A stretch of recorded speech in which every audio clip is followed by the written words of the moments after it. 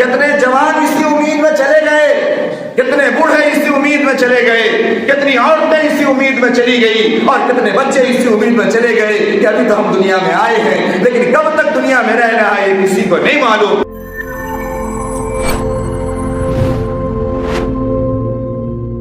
محترم دوستو، میں نے ہمیشہ کہا ہے اور ہم سب جانتے ہیں، ہم میں کا کوئی نہیں جانتا، کسی کو نہیں معلوم ہے کہ اگلا رمضان اس کی زندگی میں آئے گا یا نہیں آئے گا۔ کتنے جوان اسی امید میں چلے گئے، کتنے بوڑھے اسی امید میں چلے گئے، کتنی عورتیں اسی امید میں چلی گئی، اور کتنے بچے اسی امید میں چلے گئے کہ ابھی تو ہم دنیا میں آئے ہیں، لیکن کب تک دنیا میں رہنا ہے یہ کسی کو نہیں معلوم۔ اس لیے ہمیں اپنے مغفرت کا سامان کر لینا چاہیے، اور جو رمضان کے دن مل گئے ہیں، جو رمضان کی راتیں مل گئی ہے، اسے ہمیں آخری سمجھ کر کے اپنے رب کو راضی کر لینا چاہیے اور اپنے رب سے مغفرت کروا لینی چاہیے۔ اگر ہم رمضان میں متقی نہ بن پائیں، رمضان میں بھی سدھر نہ پائیں، اور رمضان میں سدھریں کیا؟ ہم تو دیکھتے ہیں الحمدللہ ہمارے یہاں رمضان میں نئے اپڈیٹس آتے ہیں، رمضان میں پورے سال کوئی کھیل کا انتظام نہیں ہوتا، رمضان میں خاص انتظام ہوتا ہے۔ پورے سال کوئی اڈے بازی نہیں ہوتی ہے، رمضان میں خاص اڈے بازی ہوتی ہے۔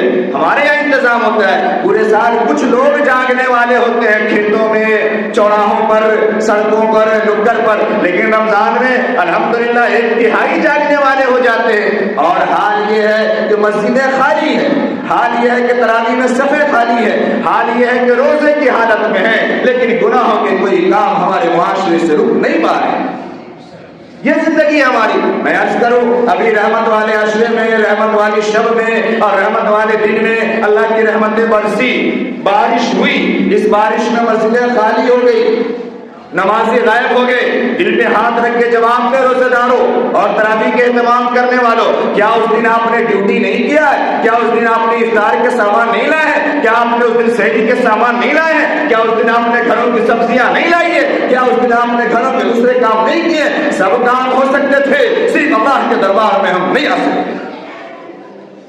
اللہ کے دربار میں مسجدیں خالی رہ گئی۔ یہ ہمارا ایمان ہے، یہ رمضان کے ساتھ ہماری قدر ہے، یہ رمضان کے ساتھ ہمارا لگاؤ ہے۔ ہم غور